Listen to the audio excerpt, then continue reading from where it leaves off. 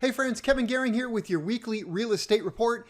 It is June the 4th, 2020. It has been quite the tumultuous week, and I want to say congratulations to all the graduates out there. Job well done, and I know it's kind of a weird time, and you probably missed out on your commencement ceremony, but nevertheless, congratulations for all your hard work. So let's get to this week's chart. Well, let's take a look right away at the gold line, which represents the median home price. And I want to show you something. So for the last few weeks, it has been going up. Now I've got it coming down this week, but again, we got to wait till all the data comes in on this one. But it is definitely working its way up. And I'm going to get rid of some of this here so that you can see a little bit clearer. But what's about to happen is what I'm going to call inverted. The pending home sales to available homes is going to invert, which is what we have right here, where we have more pending sales than we do available homes. And we can go back and we can look at what happens every time that does occur, which you can probably already guess.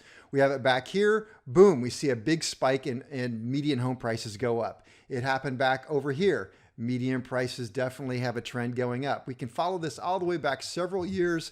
We have it inverted here, and we can see a big trend going up. We can also see the inverse of that. We can see a trend going down when it is no longer inverted. Back here, inverted again, spike in home prices. So you can expect that when these blue and green lines, which is the pending home sales and the available homes, invert, we're going to see another spike going up. So let's clean this up a little bit and take a look at some other data here. So we'll hide that one. And we'll take a look at our solds. Our solds actually came down just a little bit last week. Not a big deal. I'm expecting that the solds are going to come up and pretty much be equivalent to where they were this week. So we'll get rid of that one here.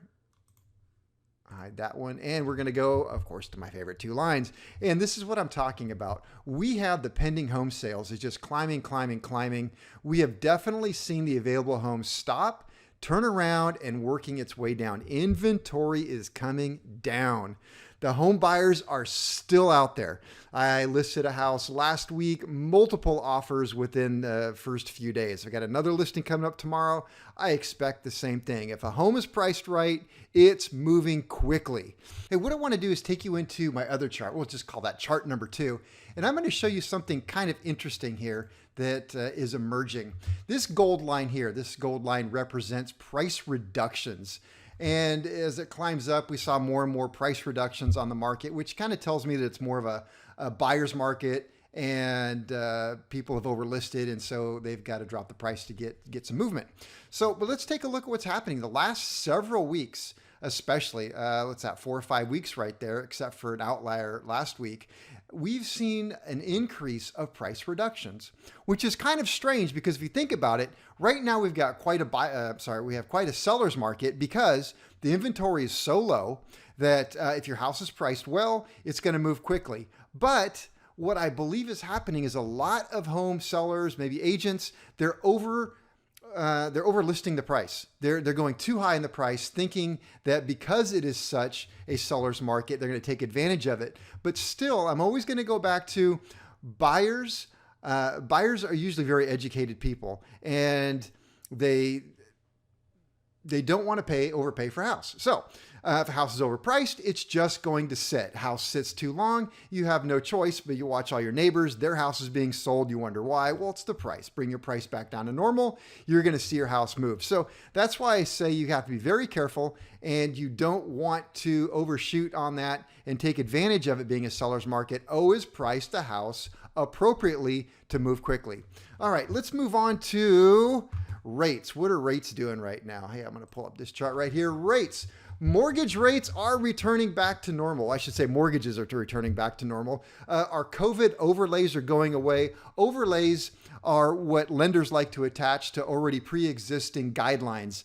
And so like a COVID overlay, maybe they have to do a verification of employment up front. They're going to do one in the middle. They're going to do one in the end before they fund. And they're just really verifying that you're employed, things like that. Cash out refinances. They actually went away from a lot of banks. Banks were not doing any cash out refinances. They were so worried that the housing market was going to crash and they were going to be left holding a bunch of bad mortgages. So they stopped cash out refinances, or the banks that were doing cash out refinances were getting a real premium for it, a much higher rate. So cash out refinances are actually coming back. Things are returning to normal. Fannie Mae, Freddie Mac are predicting rates will be in the high 2s and low 3% range all the way through 2021.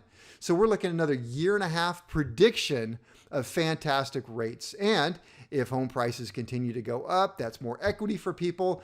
Cash out refinancers are coming back. So we could see some interesting times there, people pulling money out. Who's to say, right?